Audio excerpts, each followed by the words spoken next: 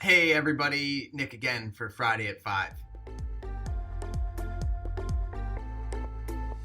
Today, a couple things that I want to touch on for the week. I am elbows deep in preparing taxes and doing taxes.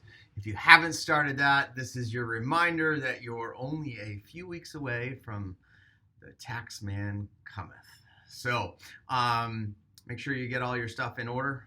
One thing that I've been really focusing on is depreciation and depreciation of real estate assets that I own, and the big D is what I'm calling it. And depreciation is such a hidden asset for people that own real estate. It's really cool. If it's a residential asset, you get to depreciate that over 27 and a half years. If it's a commercial asset, you get to depreciate over 39 years.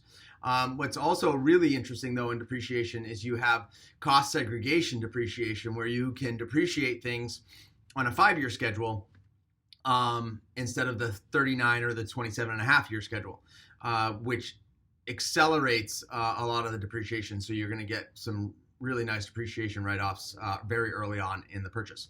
So definitely something you want to look at. If you don't have an account, if you own residential, if you own investment property and don't have an accountant to look at that, let me know. I have an awesome accountant. He's great. Mike Royer, Barry Talbot and Royer, they are phenomenal. I'm actually called him and asked him if we could do a segment with him on depreciation and making sure that people are taking advantage of all the depreciation that they can. So on their real estate assets. So be on the lookout for that. That's really great. The second thing I'm thinking about, since I have a 6-year-old son, college is going to be on the horizon here before I know it. I'm thinking about how do I pay for college, and as I've found out, is college has been appreciating 7% a year annually, and it's never taken a break. So at that rate of growth, college will be extremely expensive.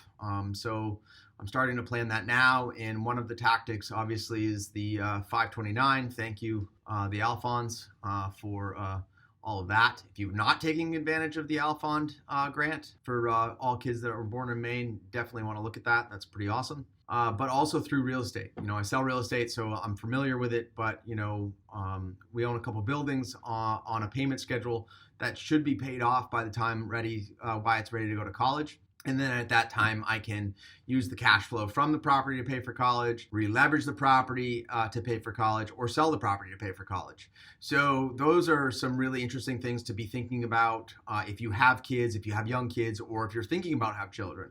You can start that now. The hope would be that the real estate would be paid off or or paid down to a low principal value, so you could re-leverage it and use the cash out. So that's another thing that I'm thinking about. Third and final thing that I've been processing and thinking a lot about is friendships.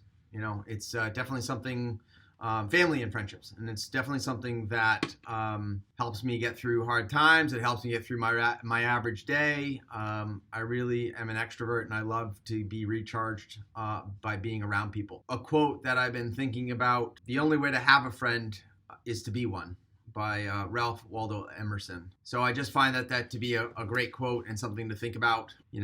Being a friend is important. It's first, I guess. Those are the things that I'm thinking about this week. Look forward to seeing you next week. If you need any help with your real estate needs, please reach out to us. There is very low inventory. The time is now. Interest rates in the last 2 weeks, 3 weeks, have gone up almost a full percentage point. I think I just heard somebody quoted 4.75, where a month ago you could have gotten an interest rate under 3.